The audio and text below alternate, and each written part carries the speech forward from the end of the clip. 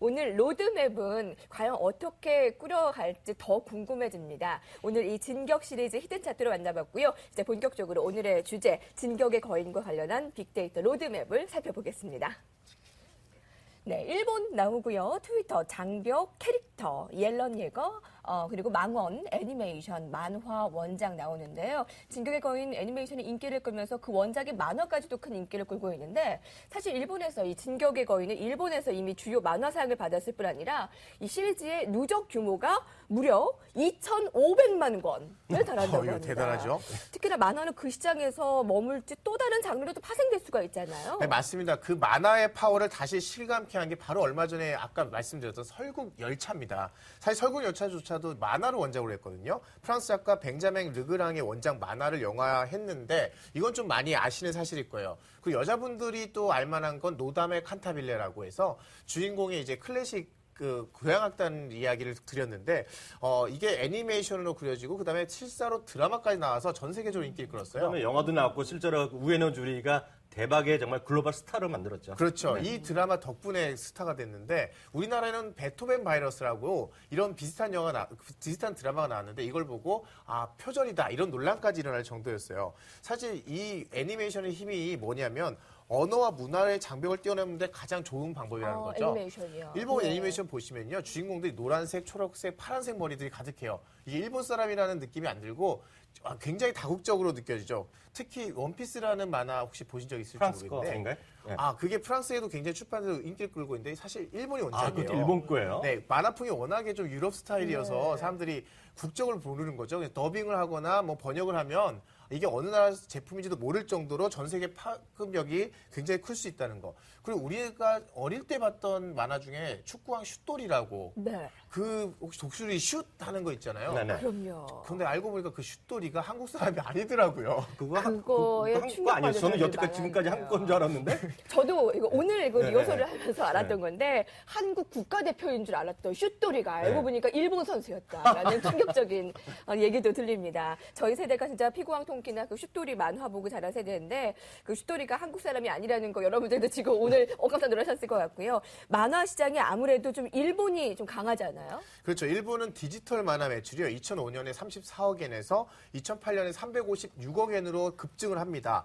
특히요. 모바일로 보는 만화가 93%나 차지하고 있는데요. 정말 스마트폰 열풍에 딱 맞춰서 만화도 점점 우리 스마트폰 속으로 들어오고 있는 거죠. 우리가 또 말했듯이 원소스 멀티유즈, 만화가 만화로 머무르지 않는다는 게 중요한데요. 일본의 콘텐츠 시장이 세계에서 미국 다음으로 큰 100조 원 규모인데 여기에 핵심이 바로 만화에 있다는 겁니다. 네.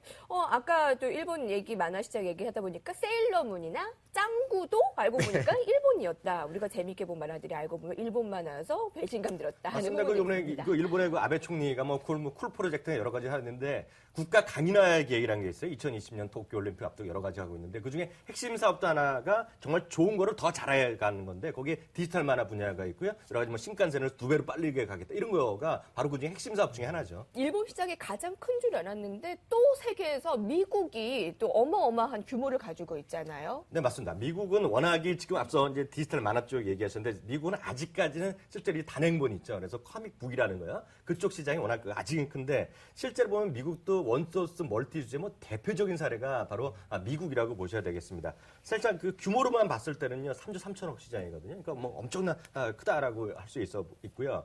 사실 만화로부터 시작해서 영화 이렇게 드라마 가는 것이 부지기수죠. 우리가 쉽게 아는 거 있죠. 쉽게 얘기해서 맨으로 들어가 있거나 끝나는 거 있죠. 다 만화부터 했다고 보시면 돼요. 전 세계를 구하는 사람들이요. 슈퍼맨 있죠. 슈퍼맨 그리고 배트맨. 심지어 헐크도 있고요. 스파이더맨 있죠. 그리고 가필드라고 재미나는 거 있고요. 엑스맨은 요즘 세대 다 아실 것이고요. 더나 깜짝 놀란 건 맨자 들어가면 다 웬만한 건 다라 그랬잖아요. 맨인 블랙 있죠. 네. 그 SF에 앞에부터도. 사람 이상하게 나오는 거. 심지어는 그것도 지금 만화에서 원작이었다라고 이해하시면 될 것 같습니다. 엑스맨도 맨자 들어가면 일단 다 그냥 그렇게 말하고 하면 다 그냥 수긍할 수밖에 없는 그런 분위기다 이해하시면 될 것 같고요. 또 하나 이제 드라마만 보더라도요. 작년에 처음에 시즌 1 했고 지금 현재 미국에서 ABC 방송국에서 하고 있는 에로라는 게서 화살라는 활 쏘는 남자 맞아요. 초록색 옷 입고 나오는. 맞아요. 그래갖고 이제 암흑가의 도시를 구한다 이런 건데 내용은 그것도 실제로 만화가 원작이에요. 근데 사실 여기서 더 재미난 것은 제가 이렇게 조사를 하다 보니까요. 만화를 원작으로 좋은 영화, 히트친 영화를 100개를 뽑은, 좀 100개, 그 이상 되는 거예요. 100개를 뽑은 미국의 영화 평론가가 있는데 그 중에서 자랑스럽게 13위가 들어가 있는 게 박찬욱 감독의 바로 올드보이입니다. 올드보이. 근데 저도 올드보이에서 예전에 들었던 것 같은데 완전히 까먹었던 얘기인데 일본의 츠치야 가론 감독의 올드보이가 원작이었고 물론 상당히 많이 각색한 것을 알려주고 있는데 더욱더 오늘 깜짝 놀란 사실은 이 올드보이가 워낙 히트했기 때문에 네. 미국에서 판권을 다시 사갔고요. 리메이크를 했어요. 그게 바로 올 가을 2013년 11월 26일로 알고 있는데 미국에서 개봉을 합니다. 그래서 그거에 대한 하면서 다시 예전에 대단하네요. 올드보이 박찬욱 감독의 네. 영화를 다시 상영하는 것도 미국에도 있고요.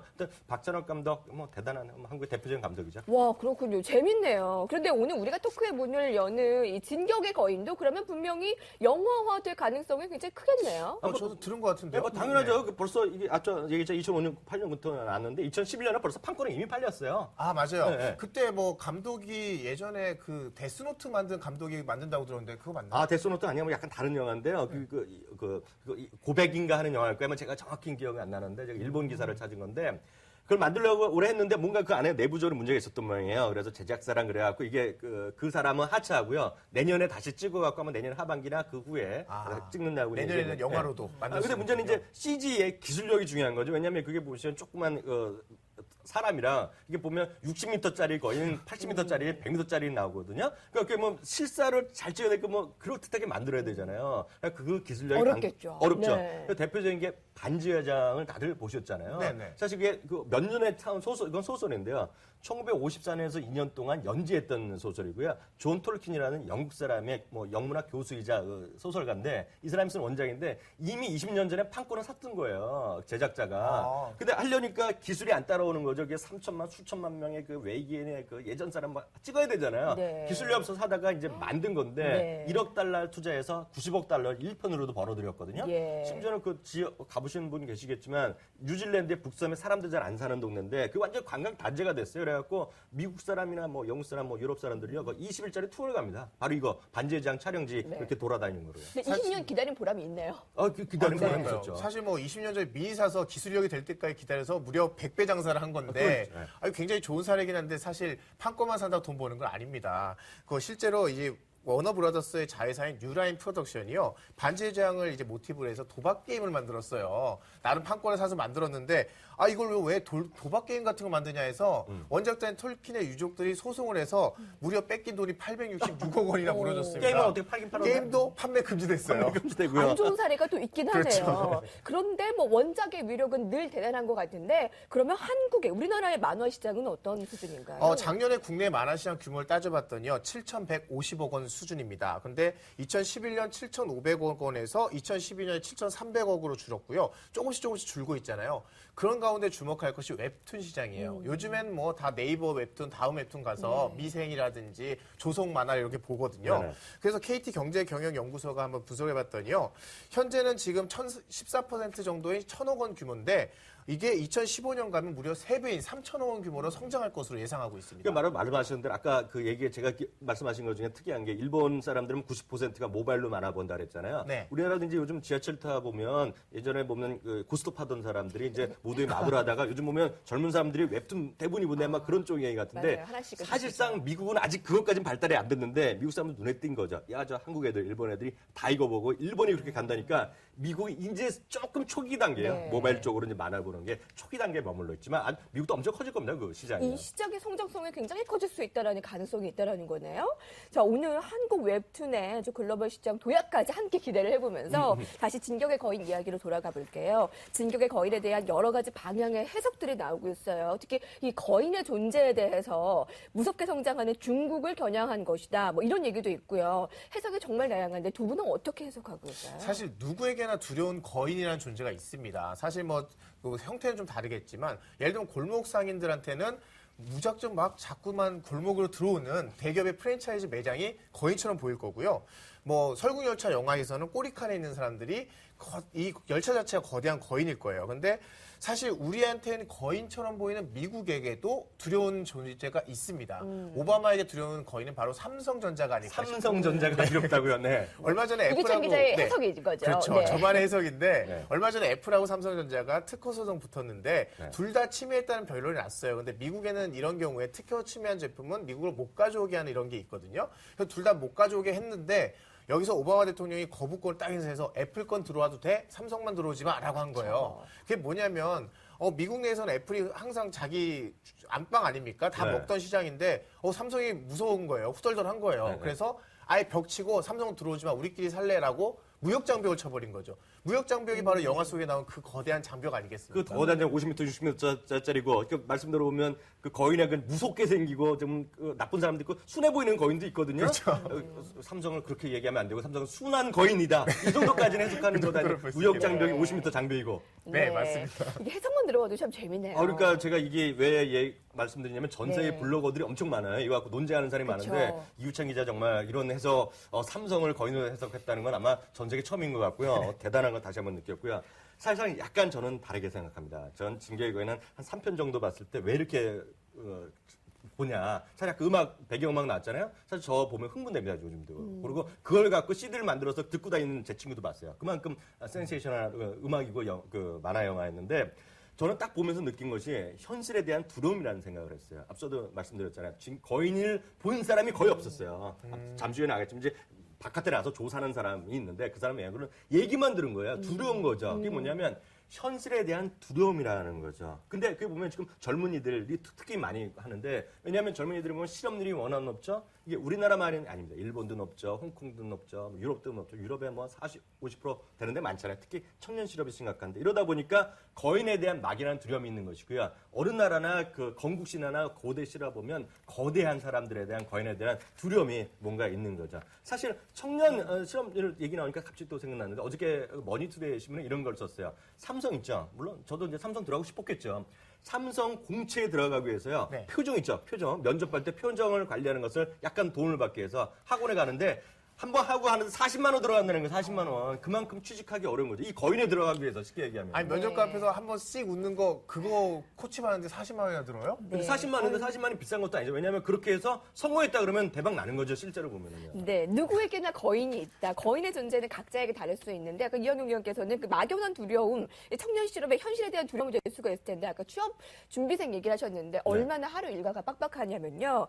오전 7시에 기상을 해서 자기소개서, 지원서 작성에 특강까지 매일 들어야 되고 새벽 1시까지 잠들지 못해서 백수가 과로사한다라는 말이 여기서 나온 게 아닌지 생각이 되네요. 참나 입시 경쟁에 치인 10대에 이어서 이제는 취업난에 지친 20대, 30대 너무 불쌍하지 않습니까? 사실 이렇게 진격의 거인, 뭐 사회가 자체가 거대한 거인이에요. 이런 그 새내기들에게는. 그런데 이런 사람들이 이 거인에게 눌려서 길을 못 펴고 공포에 질려있는 이런 젊은 사람들을 위해서 기성세대가 뭔가 제도적으로 풀어줄 만한 방법을 좀 찾아야 되지 않을까 이런 생각도 좀 들어요. 네, 우리가 지금까지 거인의 얘기를 했다면 진짜 주인공은 거인이 아니잖아요. 그 바로 앨런 예거를 중심으로 그 남자 주인공을 중심으로 한 그 조사단병인데 네. 소수 그 조사병단 이거는 어떻게 해석을 할 수가 있을까요?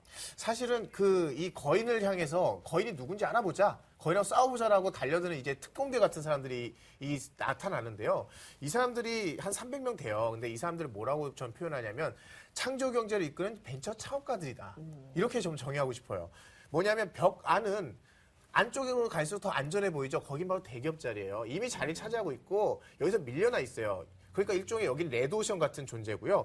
오히려 밖으로 나가야 되는데 밖에 나가면 글로벌 대기업 있죠. 생선 듣도 보도 못한 리스크가 가득한 거예요. 이게 바로 거인이고 여기에 거침없이 도전하는 게 이스라엘 말로 후츠파 정신이라고 하거든요. 후츠파. 네, 후츠파가 바로 거침없이 아주 뻔뻔할 정도의 도전 정신을 얘기하는데 이거를 이제 우리나라식으로 바꾸고 요즘식으로 바꾸면 진격의 정신이다. 후츠파 정신, 진격의 정신이다.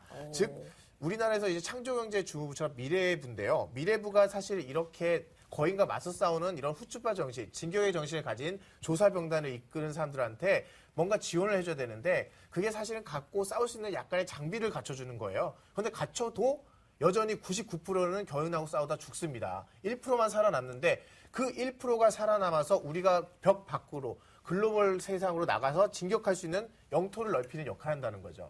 사실 그걸 옐런 예거했는데 사실 옐런 예거가 좀 대단한 사람입니다. 사실 10편인가 11편 보면은 이런 장면이 나요. 옐런 예거가 거인의 몸에 붙어갖고 그 큰 돌을 만져갖고 딱 막는 거예요. 그래서 그 전에 또 거인한테 땅을 뺏겼는데 그거를 이제 메꾸러 가는 건데 수많은 사람들이 인간들이 희생타를 날린다. 사람이 죽을 거 각오하고 옐런 예거야 성공하기 그 하나만 말하는데 저 완전히 이거가 뭐 창조경제 똑같다고 보고 싶어요. 왜냐하면 예전에 돌아가신 정종 회장이 정말 거북선 사진 하나 갖고 영국에 가갖고 이거 돈을 받은 거 아니에요. 우리가 이런 걸 만들어낼 수 있다. 우에서 유를 창조한 거잖아요. 바로 이런 걸 옐런 예거를 보면서 사실 그때 저는 정종 회장은 딱 생각이 들더라고요. 오, 예. 근데 우리에게 주는 메시지가 정말 진격의 정신이 우리에게 지금 필요한 게 아닌가라는 생각이 확실히 드네요. 맞습니다. 지금 시장 보면 딱 이런 사람들이 많이 나와야지 대한민국이 지금 앞으로 푹 나갈 수 있는 거죠. 네, 오늘 진격의 거인 크다, 대단하다, 두렵다, 해석이 다양한데 이렇게 해석이 다양하다 보니까 진격의 신도름이 확실히 있을만한 것 같습니다. 자, 그러면 잠시 후에 이 진격의 거인과 관련한 두 분의 관심 가는 딱 한 종목은 어떤 것인지 이어집니다.